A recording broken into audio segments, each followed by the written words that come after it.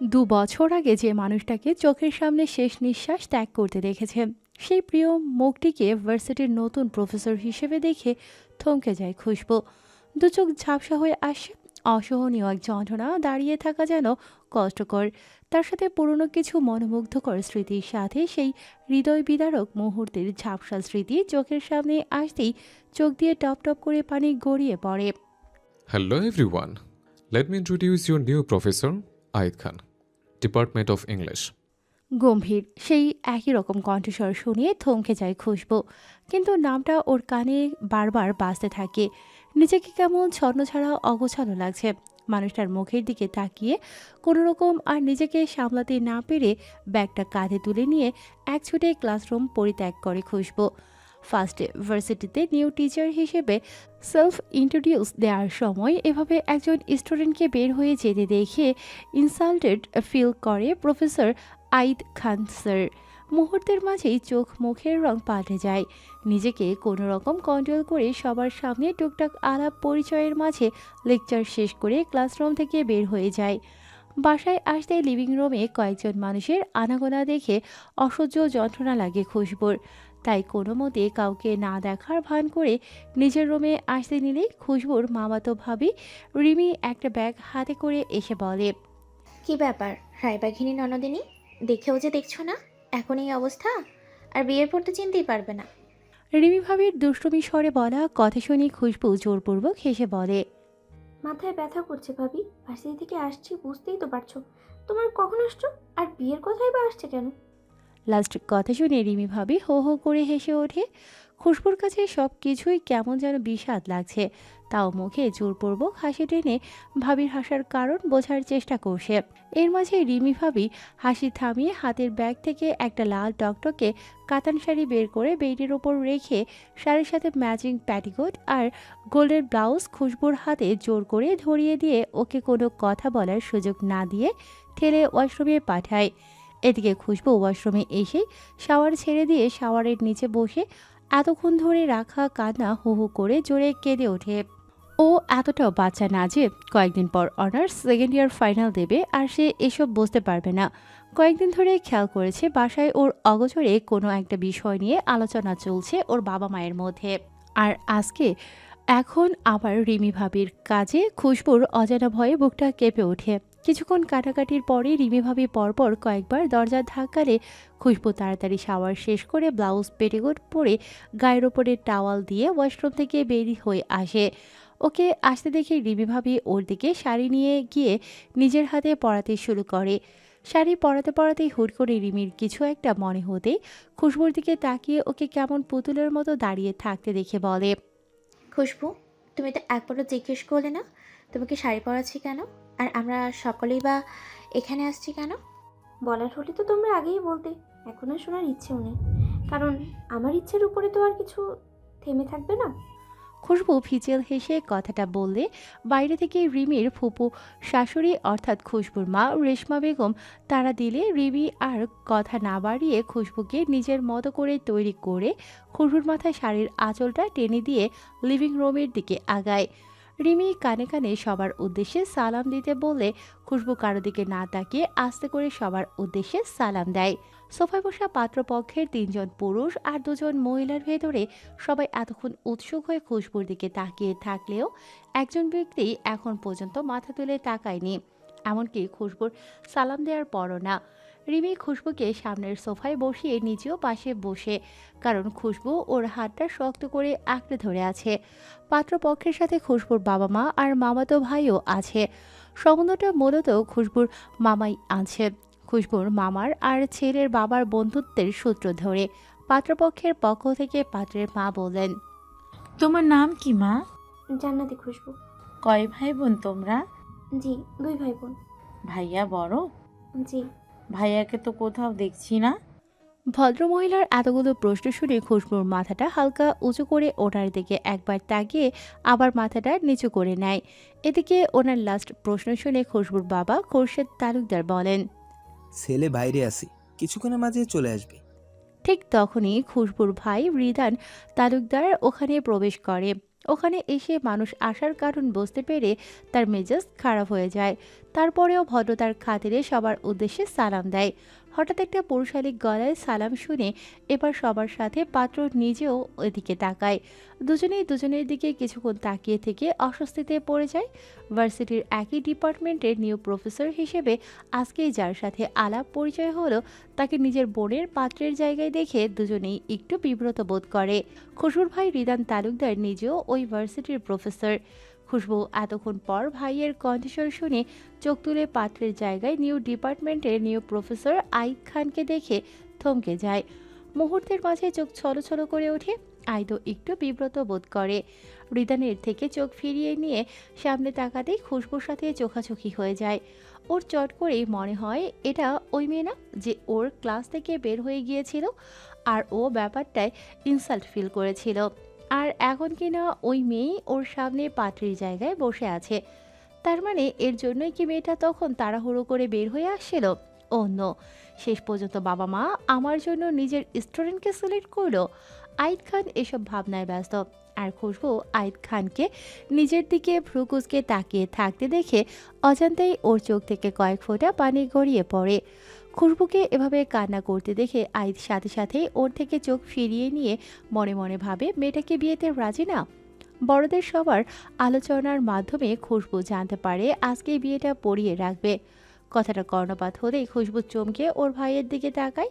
মনের কাতর দৃষ্টি দেখে রিদানেরও ওর বাবার ওপর রাগ হয়ে যায়। শুধু লোকজনের সামনে সিন ক্রিয়েট করতে চাচ্ছে না বলে রিদান দাঁতে দাঁত চেপে বসে থাকে। রিমিকে ইশারা করলে রিমি খুশবুকে ওখান থেকে নিয়ে চলে যায়। আর এদিকে রিদান ওর বাবাকে সাইডে রেখে বলে, বাবা, এসবের মানে কি? চেনা নেই জানা নেই, হুট করে এমন বিয়ে। আর সবচেয়ে বড় কথা, আইদ খান আমার কলিগ, টিচার, আর খুশবুর ইউনিভার্সিটির প্রফেসর। আর সেখানে ওদের দুজনের বিয়ে কিভাবে সম্ভব? আর তোমাকে আমি আগেই বলেছি, এ তো আগে খুশবুর বিয়ে পক্ষে আমি না। অন্তত ওর অনার্সটা তো শেষ হোক। শোনো রিদান, আইদ তোমাদের ইউনিভার্সিটিতে আজকেই জয়েন করেছে। তার আগে থেকেই তোমার মামার সাথে আইদের বাবার বিয়ের ব্যাপারে সব পাকাপোক্ত হয়েছিল। আর ছেলেটাকে দেখতে শুনতে বা তার কেরিয়ার ভালো, ফ্যামিলি ব্যাকগ্রাউন্ড ভালো, কোনো দিক থেকে তোমার খারাপ মনে হচ্ছে? তারপরও আমার মনে হয় তাড়াহুড়ো করে বিয়ের ডিসিশন না নেওয়াই ভালো। আর খুশবুর মতামত তো জানতে হবে। নিজে ভালোটা তো নিজেই করতে গিয়ে দেখছো তার পরিণতি। অন্তত আমার মেয়ের ভালোটা আমাকেই দেখতে দাও। বাবা হয়ে মেয়েকে নিশ্চয়ই কোনো অপাত্রে দান করব না। বাবার কথার প্রত্যুত্তরে রিদান আর কিছুই বলতে পারে না। রিদানের এখনই বোনের বিয়ের ব্যাপারে মত ছিল না। এর জন্য বাবার সাথে কথা কাটাকাটিও হয়েছিল। তাই ও এই বিয়ে সম্পর্কে আগে থেকে কিছুই জানতো না। কিছুক্ষণ আগে খুশবু আর আইদের বিয়েটা সম্পন্ন হয়। কবুল বলার সময় খুশবুর গলাটা কেঁপে কেঁপে উঠতেছিল, দম বন্ধ হয়ে আসছিল। ভাই এসে কাঁধে ভরসার হাত দিলে খুশবু চোখ বন্ধ করে কবুল বলে দেয়।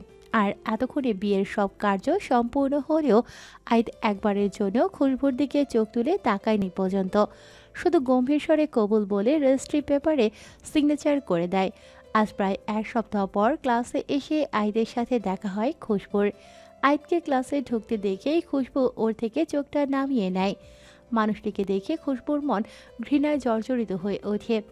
এই মুখটা ওর অনেক প্রিয়, কিন্তু এই সামনের ব্যক্তিটি বিয়ের প্রথম রাতেই ওর কাছে ঘৃণিত ব্যক্তি হয়ে ওঠে। একটা মানুষ কতটা বিকৃত মস্তিষ্কের হলে বিয়ের প্রথম রাতে একটা অজানা মেয়ের ওপর অধিকার ফলায়।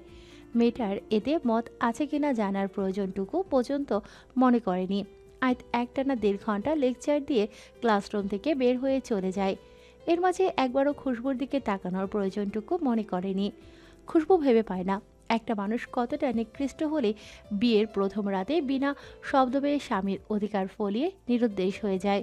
এর জন্য মানুষ বলে শুধু শিক্ষিত হলেই কেউ প্রকৃত শিক্ষিত হয়ে ওঠে না।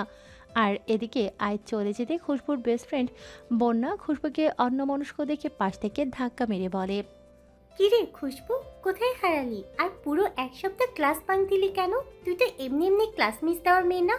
না মানে ওই আর কি, শরীরটা ভালো ছিল না। খুশবুর কথার মাঝে খুশবুর ভাই রিদান ক্লাসে প্রবেশ করলে সবাই উঠে দাঁড়ায়। বন্যা রিদানের দিকে ড্যাব ড্যাব করে তাকিয়ে আছে। খুশবুর কাছে এটা নতুন কিছু নয়। অন্যদিন নিজের বেস্টের কাণ্ডে খুশবু ওর আড়ালে মুখ টিপে হাসলেও আজকে আর এসব দেখে ওর হাসি পায় না। বেচারি ওর ভাইয়ের ওপর যে বড়সড় ক্রাশ খেয়েছে তা বুঝতে খুশবুর আর বাকি নেই। খুশবুর মধ্যে মনে হয় ওর ভাই বন্যার শুধু সাময়িক ক্রাশই না, বন্যা সত্যি ওর ভাইকে নিয়ে কিছু ফিল করে, কিন্তু নিজের ভাইয়ের অতীত ভেবে বন্যা আর এ নিয়ে কিছু ভাবতে চায় না। ভাই আসবো? ভার্সিটি থেকে বিকেলে বাসায় এসে ফ্রেশ হয়ে মাত্র বেডের ওপর আয়েশ করে বসে আইদ। আর ঠিক তখনই দরজার কাছে নিজের বড় বোন আদিবা কফি হাতে নিয়ে উক্ত কথাটা বলে। বোনকে দেখে আইদ ঠিকভাবে উঠে বসে বলে, আমার রুমে আসতে নিশ্চয়ই আপনার কোনো পারমিশন লাগবে না আপা। আগে থেকেই অভ্যাস করে নিচ্ছি। 2 দিন পর যখন তোর বউ আসবে তখন তো হুটহাট এভাবে রুমে ঢুকতে পারবো না। তোরা তো প্রাইভেট টাইম স্পেন্ড করতে পারিস। আইদের দিকে কফিটা বাড়িয়ে দিয়ে পাশে বসে উক্ত কথাটা বললে আইদ বড় বোনের মুখে এমন কথা শুনে একটু অস্বস্তি বোধ করে। ভাইয়ের অস্বস্তি বুঝতে পেরে আদিবা মুখ টিপে হাসতে থাকে। বোনকে এভাবে হাসতে দেখে আইদ ওখান থেকে উঠে যেতে লাগলে আদিবা হাত ধরে বসিয়ে দিয়ে বলে, আইদ, তোর সাথে কথা আছে। হুম, বলো। দেখ ভাই, খুশবু তোর ওয়াইফ, তোর বিয়ে করা বউ। হাজবেন্ড হিসেবে ওর সব দায়িত্ব তোর। তুই তোর দায়িত্ব এড়িয়ে যেতে পারিস না। হুম, আর কিছু? আইদ, তুই এমন খামখেয়ালি করছিস কেন? আমি সিরিয়াসলি বলছি, ওর সাথে মানিয়ে নেওয়ার চেষ্টা কর। ভালোবাসাতে সহজ আপা। তোমাদের কথা মতো আমি মানিয়ে নিতে চেয়েছিলাম, কিন্তু বিয়ের প্রথম রাতে ঘনিষ্ঠ মুহূর্তে যে বারবার অন্য পুরুষের নাম নেয়, যার মনে অন্য কেউ, তার সাথে কিভাবে মানিয়ে নেব বলো? তাও এমন একটা নাম কয়েকবার উচ্চারণ করেছে যা আমার হৃদয় ক্ষতবিক্ষত করে দিয়েছে। ভাই, এত কি ভাবছিস? কিছু না আপা, ভীষণ টায়ার্ড লাগছে, একটু রেস্ট নেব। আচ্ছা ভাই, রেস্ট নে। বলেই আদিবা রুম থেকে বের হয়ে যায়। আদিবা চলে যেতেই আইদ এর বিয়ের দিনকার সেই অনাকাঙ্ক্ষিত ঘটনার কথা মনে হয়।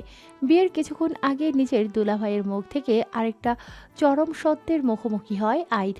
যখন আর ওই বিয়েটা ভাঙা ওর পক্ষে সম্ভব ছিল না, যার সমস্ত রাগ গিয়ে পড়ে খুশবুর উপর। তাই তো বিয়ের প্রথম রাতেই অমন একটা নিম্ন কাজ করে ফেলে। এদিকে খুশবু রুমের ব্যালকনিতে বসে একটা বই পড়ছিল। সে সময় ওর ফোনটা ভাইব্রেট করে উঠলে খুশবু ফোনটা হাতে নিয়ে দেখে ওর ননদ আদিবার ফোন। ননদ আর শাশুড়ি মাঝে মধ্যে কল দিয়ে খোঁজ খবর নেয়। দুজনেই অনেক মিশুক, কিন্তু শাশুড়ি কিছুটা অসুস্থ। খুশবু ফোনটা রিসিভ করে সালাম দিলে আদিবা সালামের প্রতিউত্তর করে বলে, কেমন আছো? আলহামদুলিল্লাহ আপু, আমি ভালো আছি। আপনি কেমন আছেন? আমিও ভালো আছি। কি করছিলে? তেমন কিছু না আপু, ওই বসেছিলাম আর কি। নিধি কেমন আছে? আদিবার 4 বছরের পিচ্ছি মেয়ে নিধি। সে তো খুব আনন্দেই আছে। মামুনিকে তার খুব পছন্দ হয়েছে। এমনকি রায়নাও ধরেছে মামুনিকে দেখতে যাবে বলে। অনেক কিউট বাচ্চাটা, নিয়ে আসেন না। আচ্ছা দেখি। বলেই আর টুকটাক কথা বলে আদিবা ফোন রেখে দেয়। পরদিন ইউনিভার্সিটির ক্যাম্পাসে বন্যা বসে আছে। ও মূলত খুশবুর জন্য ওয়েট করছে। খুশবু এখনো আসেনি। কিছুটা দূরে রিদানকে আসতে দেখে বন্যার চোখ মুখ চিকচিক করে ওঠে। ও আস্তে ধীরে সেদিকে এগিয়ে যায়। আসসালামু আলাইকুম স্যার। ওয়ালাইকুম আসসালাম। গম্ভীর স্বরে সালামের প্রতিউত্তর করে রিদান। ওখান থেকে চলে যায়। এদিকে ওর যাওয়ার পানে চেয়ে বন্যার মুখটা আমাবস্যার ন্যায় অন্ধকার ধারণ করে। খুশবু কিছুটা দূর থেকে বন্যাকে লক্ষ্য করে আর ভাইয়ের যাওয়ার পানে তাকিয়ে বন্যার কাছে এগিয়ে এসে বলে, কবে থেকে? মানে? একদম ঢং করবি না। আমি কি বলেছি ঠিকই বুঝতে পারছিস, তাই সরাসরি উত্তর দে। জানি না দোস্ত, কিভাবে ওনার প্রতি এতটা দুর্বল হয়ে গেলাম আমি নিজেও জানি না, আর সে তো পাত্তাই দেয় না। কারো বিষয়ে না জেনে তার প্রতি তোর এতটা উইক হওয়া মোটেও ঠিক হয়নি। কি বলছিস? ক্লিয়ার করে বল। এখন সময় নেই, পরে বলবো। ক্লাসে চল, ক্লাস শুরু হয়ে যাবে। ক্লাস শেষে খুশবু ভাইয়ের অফিস রুমের দিকে আগায়। ভাইয়ার আর ক্লাস না থাকলেও একসাথে বাসায় চলে যাবে। বন্যা কিছুক্ষণ আগে চলে গেছে আর খুশবুও পার্স আনতে ভুলে গেছে। রিক্সা ভাড়া দেওয়ার মতো টাকা ওর কাছে নেই, তাই ভাইয়ের সাথে যাওয়ার চিন্তা করে। আর ভাইয়ের কাজ থাকলে টাকা নিয়ে ও একাই চলে যাবে। সকালে ভাইয়ের সাথেই আসে, কিন্তু যাওয়ার সময় খুব একটা একসাথে যাওয়া হয়ে ওঠে না। রিদানের এই ভার্সিটিতে জয়েন করা 1 বছর হলেও হাতে গোনা কয়েকজন টিচার ছাড়া তেমন কেউ জানে না খুশবু ওর বোন। তার মধ্যে বন্যাও একজন। খুশবু অফিস রুমের সামনে এসে কাচের দরজা দিয়ে ভেতরটা উকিঝুঁকি দিয়ে পেছনে ঘুরে আইদকে দেখে থমকে যায়। আইদ ব্ল্যাক শার্ট ব্ল্যাক প্যান্টের সাথে ইন করে পরা, আর প্যান্টের পকেটে এক হাত আর এক হাতে ফোন ধরে রেখে ওর দিকে তাকিয়ে আছে। আজকে আইদের ক্লাস ছিল না, এর জন্য খুশবুর সাথে ওর দেখা হয়নি। খুশবু আইদকে নিজের দিকে এভাবে তাকিয়ে থাকতে দেখে সামনে ঘুরে দরজাটা টেনে বলে। May I come in sir? Ridan নিজ ডেস্কে বসে ফোন স্ক্রল করতেছিল। বোনের কণ্ঠস্বর কানে যেতেই ফোন রেখে চোখ সরিয়ে বোনের দিকে তাকিয়ে মুচকি হেসে বলে, কাম ইন। ভাইয়া, তুমি যে মিষ্টি করে একটা হাসি দিলে না, তোমার বেস্টি দেখলে নির্ঘাত ছোটখাটো একটা অ্যাটাক করতো বেচারা তোমার প্রেমে। ভাইয়ের রাগী দৃষ্টি দেখে খুশবু মুখ ভার করে ওখানেই থেমে যায়। বোনকে মুখ ভার করে দাঁড়িয়ে থাকতে দেখে রিদান বলে। ক্লাস শেষ, বাসায় যাবে? রিদান নিজের হাতের ঘড়ির দিকে তাকিয়ে দেখে 1:30। 1:30টার সময় ওর আর একটা ক্লাস আছে। 1:30টার সময় আমার একটা ক্লাস আসে খুশবু। 10 মিনিটে তোকে পৌঁছে দিয়ে আস্তে আস্তে ক্লাসটা শেষ হয়ে যাবে। একটু ওয়েট কর, আমি উর্বার ডেকে দিচ্ছি। তার প্রয়োজন নেই রিদান স্যার, আমি পৌঁছে দিচ্ছি। আমার আজ আর কোনো ক্লাস নেই। পেছন থেকে আইদ কথাটা বলে খুশবু চমকে ওর দিকে তাকায়, আর রিদানও মনে করে একসাথে টাইম স্পেন্ড করলে ওরাও আস্তে আস্তে স্বাভাবিক হবে। তাই মুচকি হেসে বোনের মাথায় হাত বুলিয়ে ওখান থেকে চলে যায়। আইদ খুশবুকে আসতে বলে দরজা পর্যন্ত গিয়ে খুশবুকে আসতে না দেখে ওকে স্ট্যাচু হয়ে আগের মতোই দাঁড়িয়ে থাকতে দেখে বলে। কি হলো, এসো। খুশবু চমকে ওঠে। আইদের দিকে ফেল ফেল করে তাকিয়ে থাকলে আইদ একটু তেজি স্বরে বলে, হেই স্টুপিড গার্ল, শুনতে পাওনি? আসতে বলেছি আমি। ধমক খেয়ে খুশবু সুর সুর করে আইদের পেছনে হাঁটা শুরু করে। পার্কিং লটে এসে আশেপাশে একটু তাকিয়ে আইদ কিছু বলার আগেই গাড়িতে উঠে বসে। বাবা, নেকি নায়িকার মতো আর আমাকে ড্রাইভার ভেবে তো পেছনে বসতে চায়নি, তাই অনেক। আইদ মনে মনে ভেবে গাড়ি স্টার্ট দিয়ে খুশবুর দিকে না তাকিয়ে বলে। সিট বেল্ট বেঁধে নাও। খুশবু সিট বেল্ট লাগাতে লাগাতে আইদ ড্রাইভ করতে করতে বলে। নেদ তোমার সাথে দেখা করার জন্য বায়না করছে। এই কথার প্রতিউত্তরে খুশবু কি বলবে কিছু ভেবে না পেয়ে চুপচাপ বসে থাকে। আইদ খুশবুর থেকে কোনো জবাব না পেয়ে আর চোখে একবার ওকে দেখে ড্রাইভিংয়ে মনোযোগ দেয়। খুশবুর বাসা থেকে ভার্সিটির দূরত্ব খুব একটা না, 20 মিনিটের মতো সময় লাগে। রাস্তায় জ্যাম পড়লে কখনো কখনো আধ ঘন্টা লেগে যায়। রাস্তায় জ্যাম না থাকায় 20 মিনিটের মাঝেই ওরা পৌঁছে যায়। খুশবুদের বিল্ডিংয়ের সামনে আইদ গাড়ি থামায়। 12তলা বিল্ডিংয়ের 9 তলায় খুশবুর ফ্ল্যাট। খুশবু আইদের দিকে একবার তাকিয়ে গাড়ি থেকে নেমে চলে যেতে গিয়ে আবারও কি মনে করে ফিরে এসে মাটির দিকে চোখ করে ওনার কোনা ধরে উসখুস করতে থাকে। আইদ ওকে এমন করতে দেখে বলে, কিছু বলবে? আপুকে বলে নিধিকে নিয়ে আসতে। কথাটা বলেও খুশবু যাচ্ছে না দেখে আইদ বলে, আর কিছু? আপনি ভেতরে আসবেন না? আইদ কিছু না বলে কয়েক সেকেন্ড খুশবুর দিকে তাকিয়ে থেকে গাড়ি স্টার্ট দিয়ে চলে যায়। খুশবু ব্যাপারটাতে হতভম্ব হয়ে যায়, যেন আসতে বলেই অপরাধ করে ফেলেছে। আমি যেন তার আশায় পথ চেয়ে বসে আছি। যত সব শুধু ফর্মালিটি মেনটেন করে একবার না বললেও হয় না, তাই বলেছি। নিজ মনে বিড়বিড় করতে করতে লিফটে উঠে আর একজনকে উঠে আসতে দেখে খুশবু একটু অস্বস্তি বোধ করে। অন্যদিকে তাকিয়ে বলে, কেমন আছো? আলহামদুলিল্লাহ, আপনি? আমি ভালো আছি। হাজবেন্ড পৌঁছে দিয়ে গেল? বলে লিফট থেমে গেলে খুশবু তাড়াহুড়ো করে নেমে যায়। ওর যাওয়ার দিকে তাকিয়ে ছেলেটা একটা দীর্ঘশ্বাস ছাড়ে। ছেলেটা খুশবুদের উপরের তলায় থাকে, নাম রিয়াদ। খুশবুদের ভার্সিটি থেকে মাস্টার্স করেছে। যথেষ্ট ভদ্র সুশীল একটা ছেলে, বাবা মায়ের একটাই ছেলে। লেখাপড়ায় অত্যাধিক মেধাবী হওয়ায় ভার্সিটিতেও কম বেশি নামডাক আছে। খুশবুর অস্বস্তি হওয়ার কারণ রিয়াদ ওকে পছন্দ করে, আর মাসখানেক আগেই ওকে মনের কথা জানাই। খুশবু প্রতিউত্তরে ওকে বলেছিল, আপনি কেন? অন্য কাউকেই মেনে নেওয়া আমার পক্ষে সম্ভব না, আমাকে ক্ষমা করবেন। তারপরেই যে হুটহাট এভাবে বিয়ে হয়ে যাবে কে জানতো। নিজের কথার সূত্রপাত ধরে নিজেই অস্বস্তি বোধ করে। খুশবু কলিং বেল দিলে ওর মা রোমানা বেগম কিচেন থেকে এসে দরজা খুলে দিয়ে ব্যস্ততা দেখিয়ে আবার কিচেনে চলে যান। চারিদিকে রান্নার সুঘ্রাণ মমো করছে।